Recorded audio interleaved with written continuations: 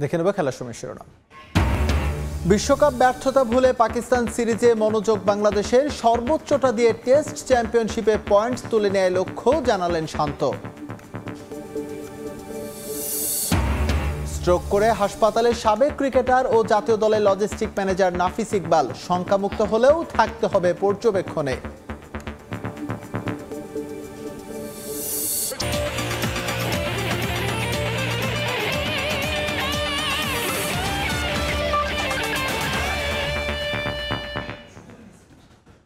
চলে গেলেন দাবার গ্র্যান্ডমাস্টার জিয়াউর রহমান।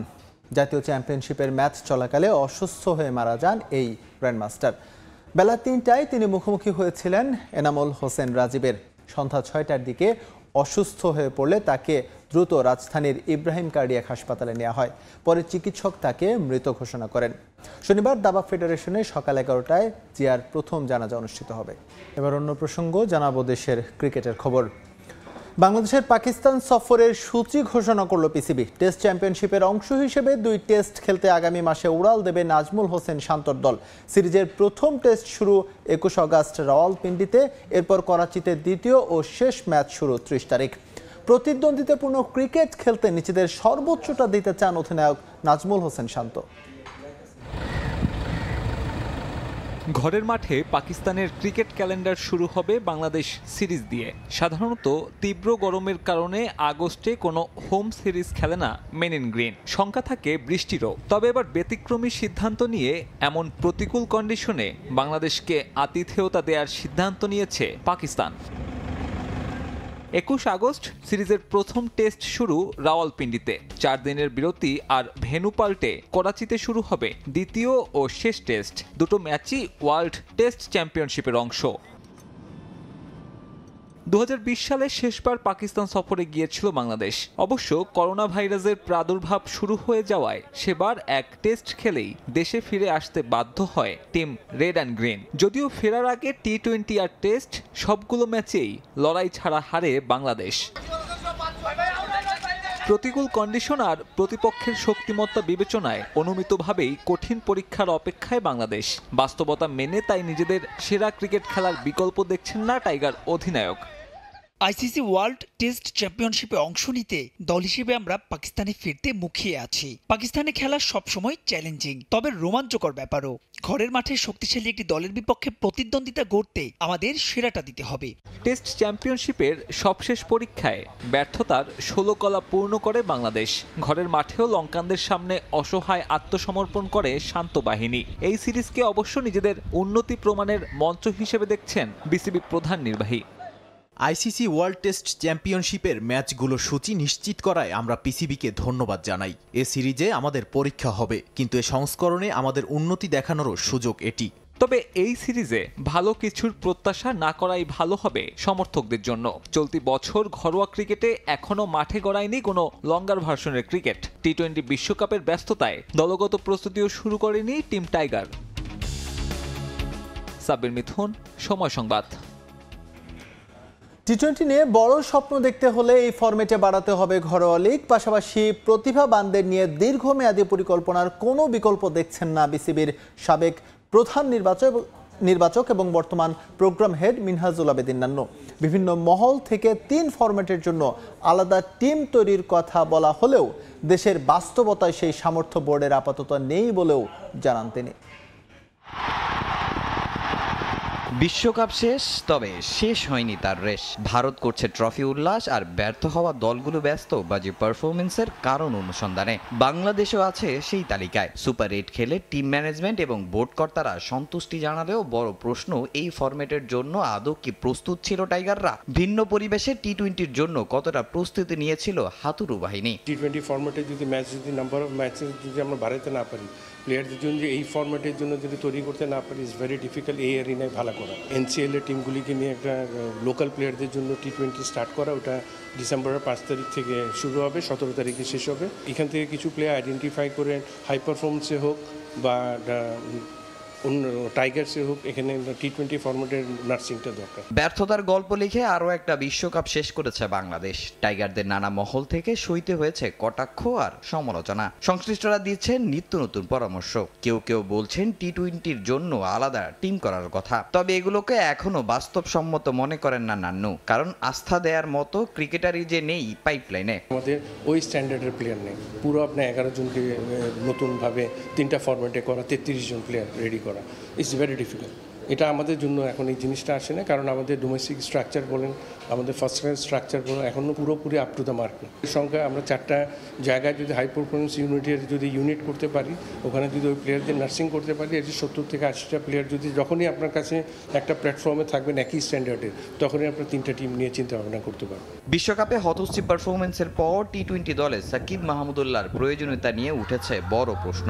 ভবিষ্যতের কথা ভেবে অনেকেই বলছেন তাদের অবসরে যাওয়ার কথা। তবে সিদ্ধান্তটা তাদেরই নেওয়া উচিত বলে মনে করেন মিনহাজুল আবেদিন নান্নু। টিম ম্যানেজমেন্টের বোঝা উচিত দলে তাদের প্রয়োজন আছে কিনা। নেক্সট ওয়ার্ল্ড কাপ কিন্তু এখনও 2 বছর।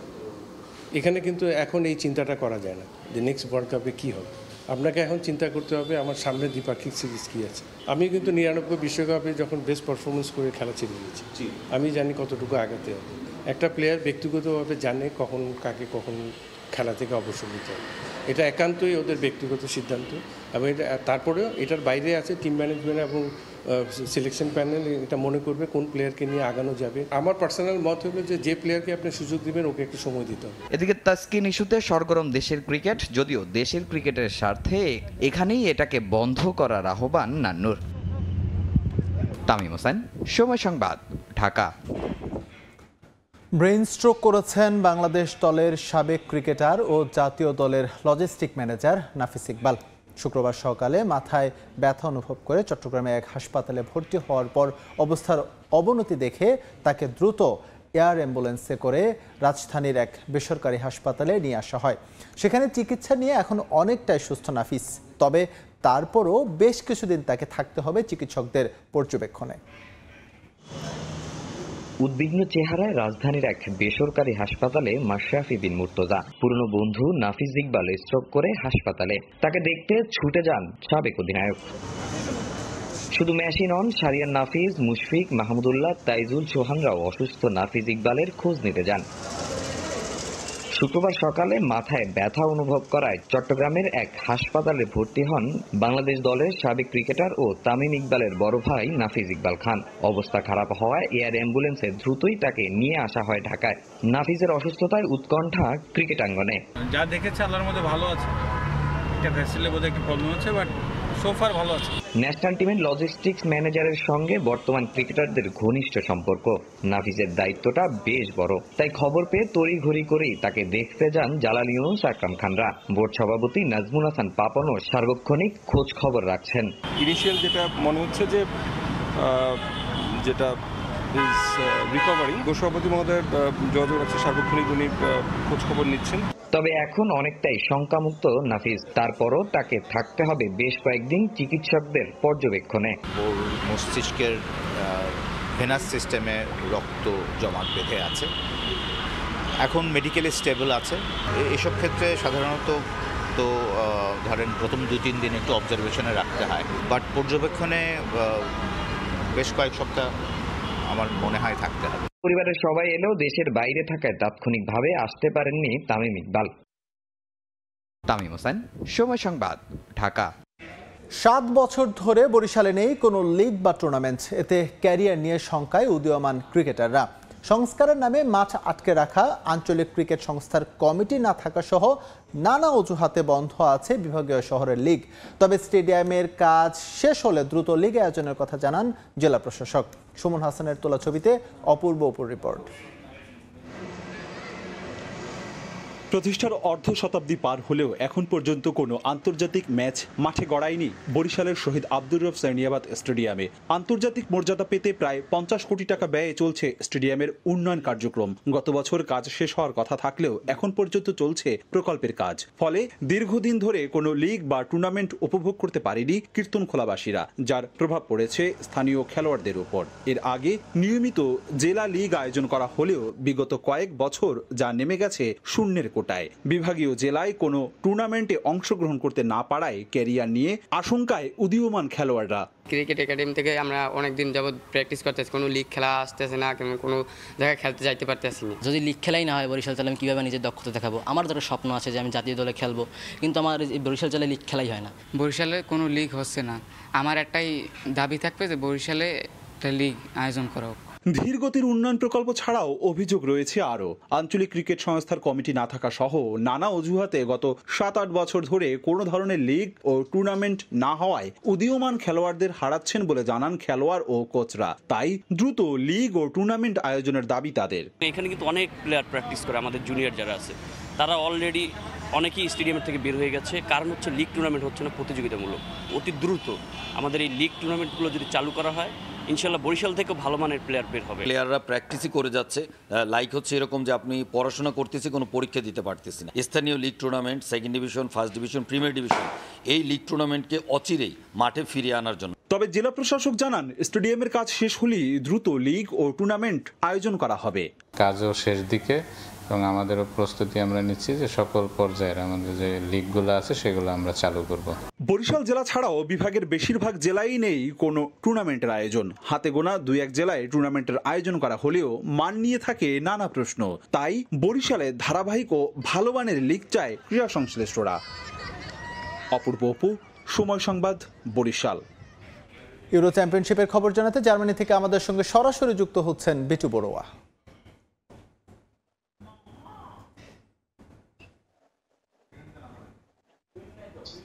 একদম, আপনি ঠিক যেমনটা বলছিলেন, জার্মানিতে কিন্তু ইউরো কাপ 2024-এর ভয়াবহ একটি পরিস্থিতির এরই মধ্যে দেখতে পাচ্ছি। বিশেষ করে জার্মানি এবং প্রথম কোয়ার্টার ফাইনালের কথা না বললেই নয়।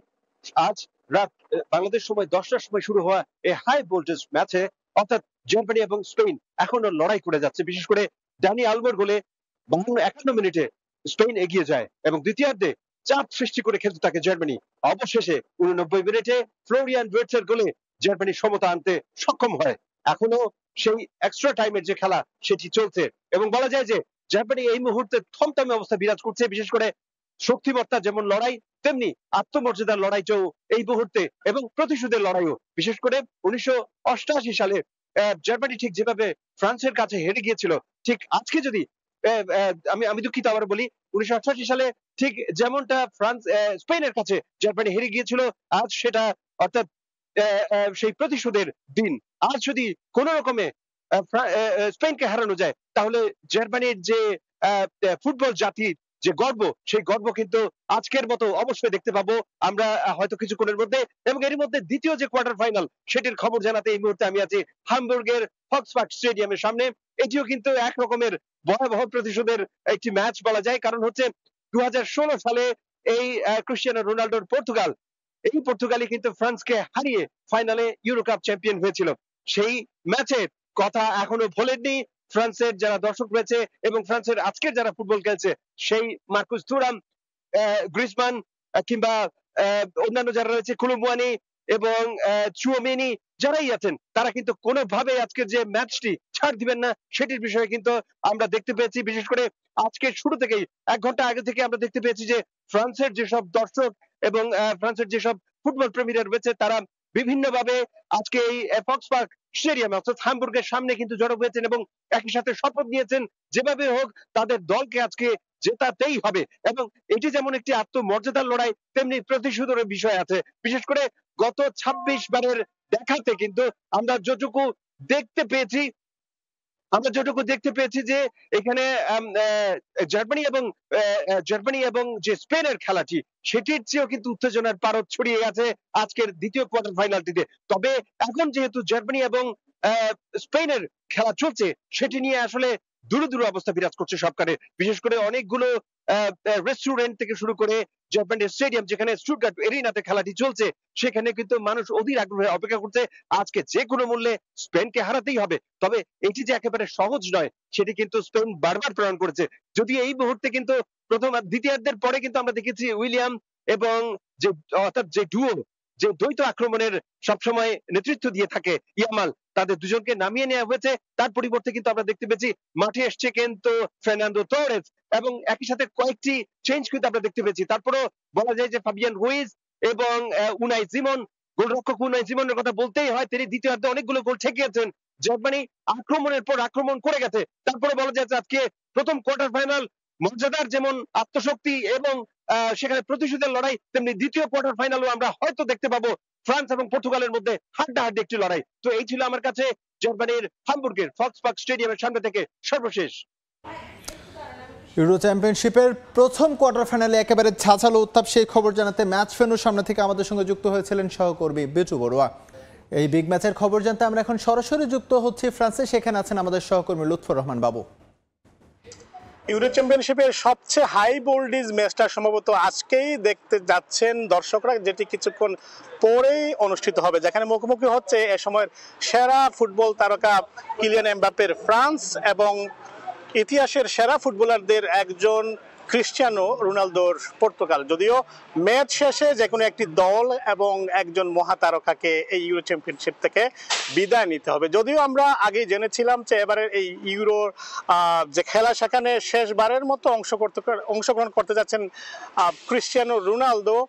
সে কারণে আজকের ম্যাচ হতে পারে তার জন্য শুরু কিংবা শেষ। যদি জয় হয় তাহলে তিনি আরো ম্যাচ খেলবেন, আর যদি না হয় তাকে এখান থেকেই হয়তো বা বিদায় নিতে হবে। একই সমীকরণ কিন্তু কিলিয়ান এমবাপ্পের জন্য, তবে তিনি হেরে গেলে হয়তো বা তিনি আরো ম্যাচ খেলার আসলে সুযোগ পাবেন।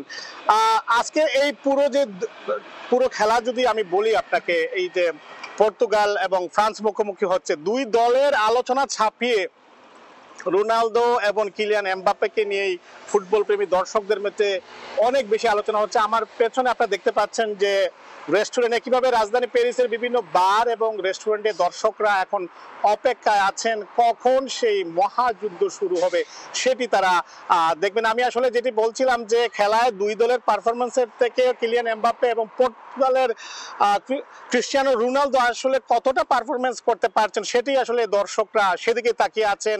কে গোল দিতে পারছেন, কে কতটা ফাউল করছেন, কার পারফরমেন্স আসলে কতটুকু, সেটি নিয়ে কিন্তু এখন ফুটবল প্রেমী দর্শকদের মধ্যে সবচেয়ে বেশি আলোচনা হচ্ছে। আমি যেটি বলছিলাম যে এই দুজন কিন্তু আলাদাভাবে দর্শকদের কাছে আসলে নজর কাড়বেন। আরেকটি বিষয় হচ্ছে কিন্তু আমরা এই দুজনের খুব বেশি ভালো পারফরমেন্স এবারের ইউরোতে আসলে দেখতে পাইনি। ইনজুরির কারণে সব ম্যাচে খেলতে পারেনি। কাতার বিশ্বকাপে সবচেয়ে বেশি গোল করা কিলিয়ান এমবাপ্পে একটি মাত্র গোল করেছেন, সে কারণে আজকের ম্যাচে তার পারফরমেন্স দেখানোর কিংবা তার নিজেকে মেলে ধরার একটা বড় সুযোগ আছে এখানে। একই সাথে যদি আমি রোনালদোর কথা বলি, তিনি কিন্তু এখন পর্যন্ত কোনো গোলের দেখা পাননি। সুতরাং আজকের ম্যাচে তার যে গোলের খরা সেটি আসলে কাটিয়ে ওঠার একটি সুযোগ এখানে আসলে রয়েছে। আর দুদলের কোচের কথা যদি আমি বলি, পর্তুগালের কোচ বলেছেন যে ফরাসি ফুটবল দল একটি শক্তিশালী দল, খুব সহজ হবে না তাদের থেকে জয় ছিনিয়ে নিয়ে আনতে। তবে তার দলের যে খেলোয়াড়রা রয়েছেন তারা যদি সর্বোচ্চ দিয়ে চেষ্টা করেন তাহলে এটি সম্ভব হবে। তিনি বলেছেন যে ফ্রান্সের রক্ষণভাগ কিছুটা দুর্বল রয়েছে, সেই রক্ষণভাগে দুর্বলতার সুযোগটি নেওয়ার চেষ্টা করবে পর্তুগালের খেলোয়াড়রা। একই সাথে ফরাসি ফুটবল কোচে বলেছেন যে তার দলে অনেক সেরা খেলোয়াড়রা রয়েছেন, মেধাবী খেলোয়াড়রা রয়েছেন, তারা তাদের সেরাটা যদি দিতে পারে তাহলে আজকের এই ম্যাচে জয় পাওয়া সম্ভব হবে।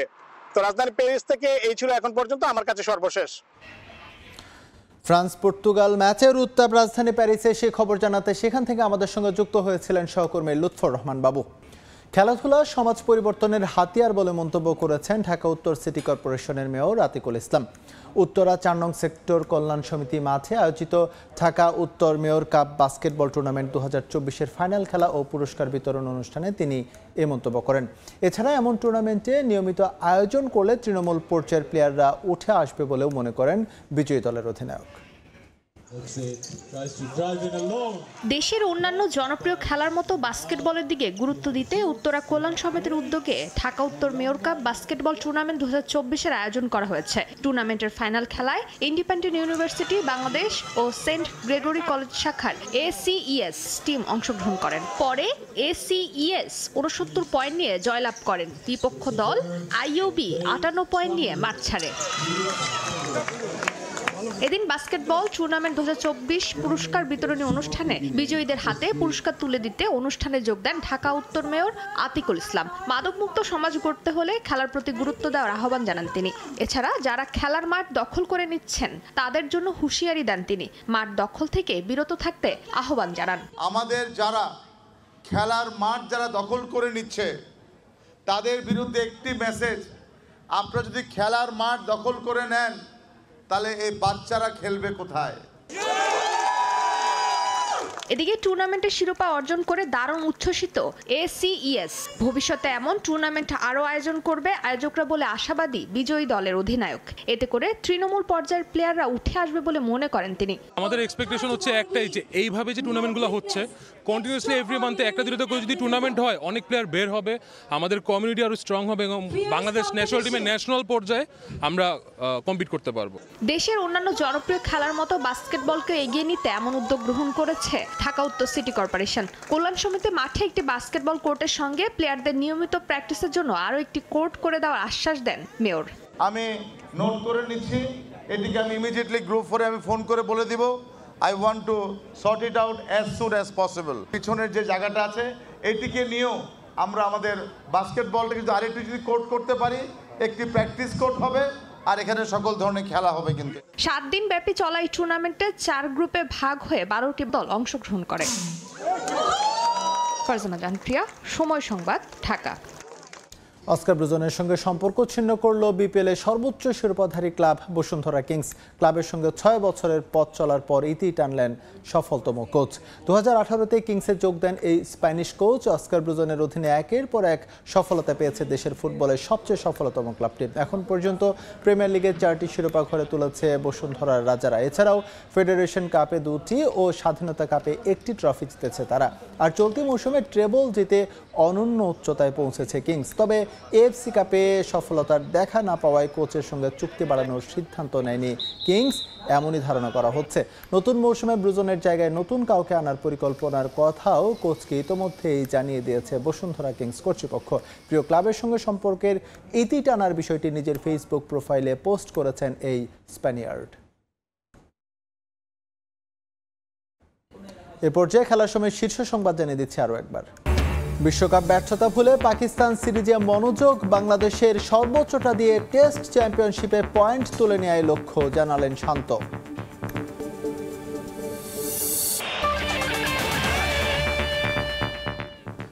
এই ছিল খেলার সময়ের এখনকার আয়োজন। এরপর প্রবাসের সময়ের সঙ্গে থাকবেন মনির হোসেন। ধন্যবাদ ইকবাল আপনাকে। প্রবাসের সময় নিয়ে ফিরছি কিছুক্ষণ পর, সঙ্গেই থাকুন সময়ের।